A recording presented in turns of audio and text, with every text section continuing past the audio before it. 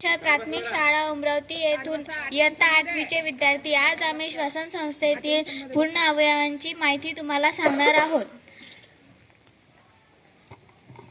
नाक. हे नाक आहे. श्वसन संस्थेची व श्वसन क्रियेची सुरुवात नाकापासून होते. नाकातील चिकट केस हे हवा गाळून फुफ्फुसांकडे पाठवते. श्वसन संस्थेचे प्रमुख घटक म्हणजे नाक. श्वसन संस्थेचा दुसरा भाग म्हणजे घसा. श्वासनलिका व अन्ननलिका घशापासून सुरू होतात. श्वसन संस्थेचा तिसरा भाग म्हणजे अन्ननलिका. अन्ननलिकेचा सुरुवातीचा भाग आपल्या स्वर यंत्रामुळे फुगलेला असतो. अन्ननलिका खाली गेली छातीमध्ये त्याला 2 फाटे फुटतात. पहिला फाटा उजव्या फुफ्फुसाकडे तर दुसरा फाटा डाव्या फुफ्फुसाकडे जातो. आपण छातीमध्ये पाहिल्यास आपल्याला 2 फुफ्फुसे दिसतील.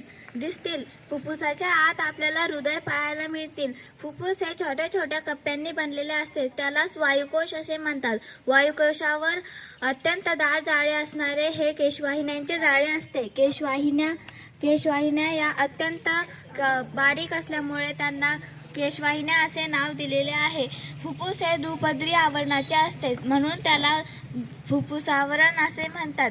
फुफ्फुस हे नाकाद्वारे जेव्हा आपण श्वास घेतो तेव्हा श्वास थेटपणे फुफ्फुसात जातो व फुफ्फुसामध्ये ऑक्सिजन पासून कार्बन डायऑक्साईड तयार होतो. वायूंची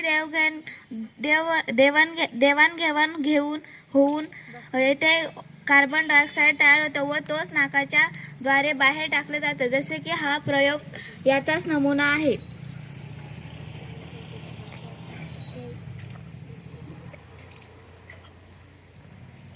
फुफ्फुस हे श्वसन क्रियेमधले अत्यंत महत्त्वाचे घटक आहे. फुफ्फुसाला आधार देण्यासाठी खाली श्वासपटलाचा आधार असतो.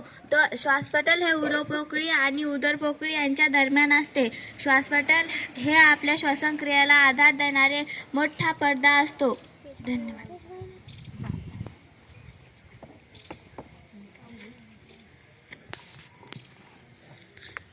हे आपले हृदय आहे. हृदय हे छातीच्या पिंजऱ्यामध्ये एका डाव्या बाजूला असते. ते बरगड्यांमध्ये दोन्ही फुफ्फुसांच्या मध्यभागी असते. हे इथं आहे. आपले हृदय हे आपल्या हाताच्या मुठी एवढे असते. त्याचे वजन हे साधारणपणे 3 ते 60 ग्रॅम असते. त्याची स्नायू ही अनेकची स्नायू असते. आपल्या हृदयाचे 2 ते 4 भाग होतात. हा एक भाग आणि हा एक भाग. या वरच्या भागांना अलिंद असे म्हणतात, तर खालच्या भागांना निलय असे म्हणतात.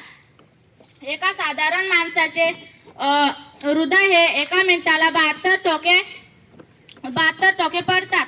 तर व्यायाम करणारे किंवा काम करणाऱ्या माणसाचे हृदयाचे ठोके हे जास्त पडतात.